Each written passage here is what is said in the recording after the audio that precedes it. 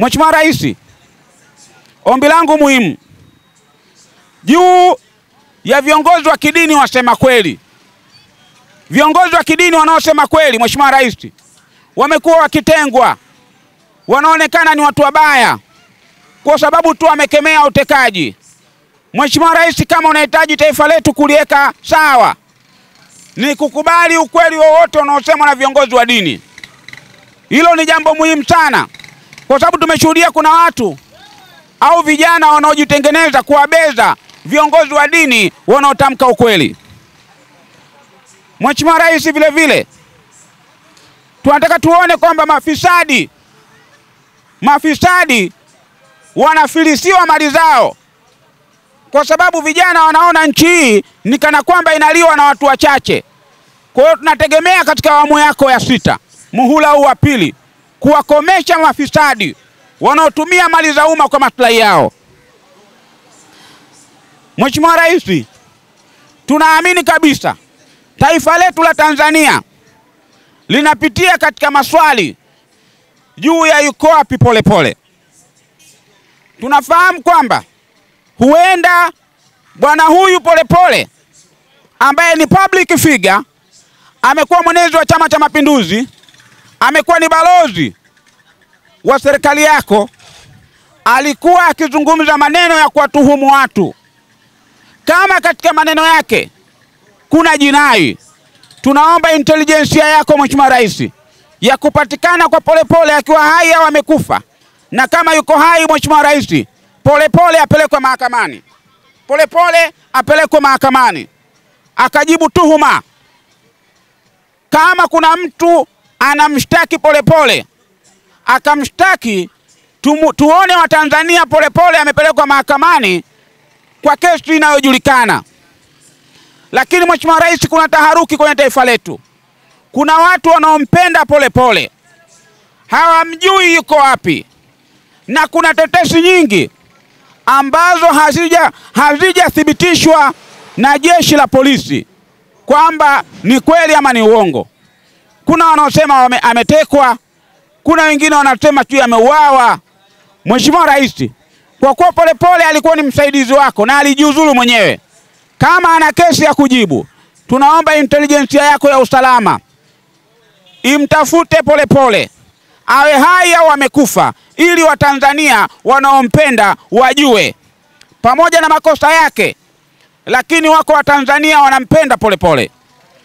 Mheshimiwa Rais, katika kuliweka taifa letu sawa, kuliweka taifa letu vizuri, tunaomba kesi ya Tundu Lissu hapo ilipofikia, kama uliona kuna umuhimu wa vijana waliokamatwa na kufunguliwa kesi ya uhaini waachiwe.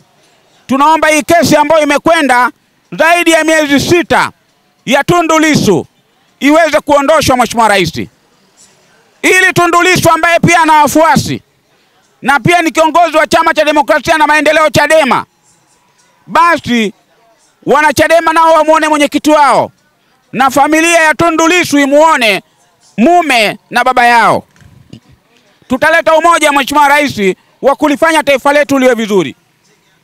Mheshimiwa Rais, kwa nini nasema maneno haya mimi kama kijana wako, kijana ambaye niko ndani ya taifa lako? Kwa sababu katiba inayoongoza chama chako, chama tawala, Chama cha Mapinduzi, ina maneno haya.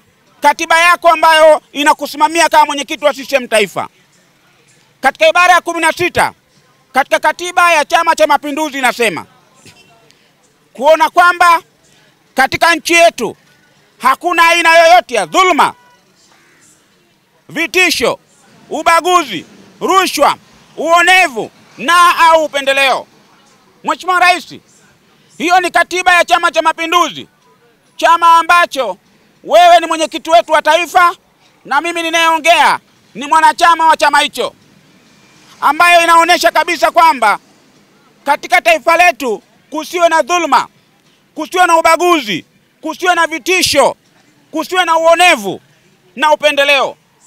Mheshimiwa Rais, kuna watu ambao wengine wanaona kuwa CCM ni kana kwamba kuwanyanyasa wengine kuwaona hawafai kabisa. Wanaona wao wapo kwenye neema. Kuna mtu leo ana uwezo wa kumletea ubabe polisi kwa sababu tu yeye ni CCM. kwa sababu tu yeye ni CCM, anaona anao uwezo wa kumletea ubabe polisi au kupindisha sheria au kutumia majina ya viongozi. Mheshimiwa Rais, huo ni upendeleo. Lakini ibara ya 17 ya katiba ya CCM inasema kuendelea kupiga vita ukoloni mamboleo, ubeberu na ubaguzi wa aina yoyote. Mheshimiwa Rais, wewe ni rais wa Tanzania wote bila kujali vyama vyao. Ningeomba sana uwaweke huru viongozi wa Chama cha Demokrasia na Maendeleo Chadema. Wawe huru, wafanye shughuli zao za kisiasa, na ufanyike utaratibu kwamba ikifika mwaka 2029 washiriki uchaguzi wa serikali za mitaa, na 2030 washiriki uchaguzi mkuu. Zaidi ya yote, Mheshimiwa Rais, tunaunga mkono hotuba yako ya kusema kwamba utahakikisha kutakuwa na marekebisho ya katiba. Na mimi naongeza, kama kutakuwa na marekebisho ya katiba, basi pia Mheshimiwa Rais, kuwepo na mabadiliko ya katiba kabisa. Nadhani Mheshimiwa Rais, tutaweza kufikia malengo. Kwa kumalizia, Mheshimiwa Rais, wako viongozi wa dini, ili na kunong'oneza hata kama naliongea kwa sauti kubwa, wako viongozi wa dini wapo kwa ajili ya maslahi yao. Na mimi kwa sababu kidogo nina ufahamu kidogo kwenye upande wa dini ya Kiislamu, naomba viongozi wa dini wa Kiislamu mnaotoa matamko, angalieni dhamira zenu. Mnatoa matamko ni kwa ajili ya kupata hela, kwa ajili ya pesa, au mnatoa matamko kweli mnaumia moyoni? Na wakumbusha viongozi wa dini ya Kiislamu, maana wengine mnakaa mbele, kumbe mnataka baadaye mpewe bahasha.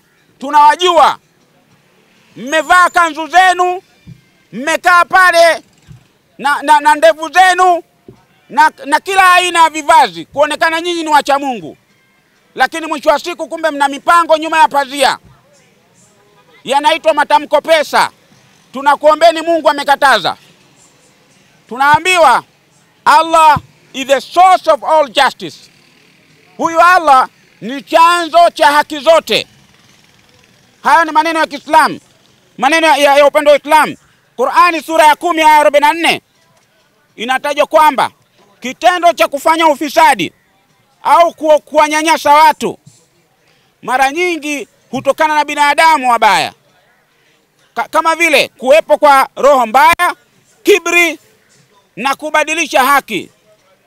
Kwa hiyo Allah ameahidi, ndugu zetu viongozi wa dini ya Kiislamu ambao mimi pia ni muumini, tumeambiwa the promise of accountability.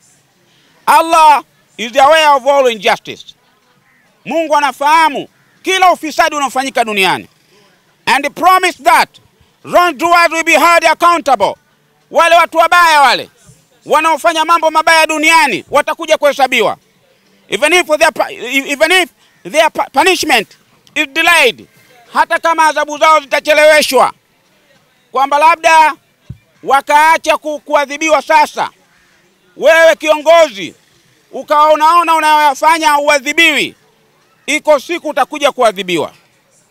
The oppressed, wale ambao wamekandamizwa, on the other end, katika upande mwingine, are promised, wanaahidiwa that kwamba their cries for justice, machozi yao kwa haki, kutafuta haki zao, wakawa wanatokwa na machozi, do not go unheard, hayataacha kusikilizwa. Kwa hiyo viongozi wa dini ambao wakati mwingine mnakuja na matamko, kumbe matamko yenu ni matamko pesa, acheni tabia hizo. Mungu anawaona.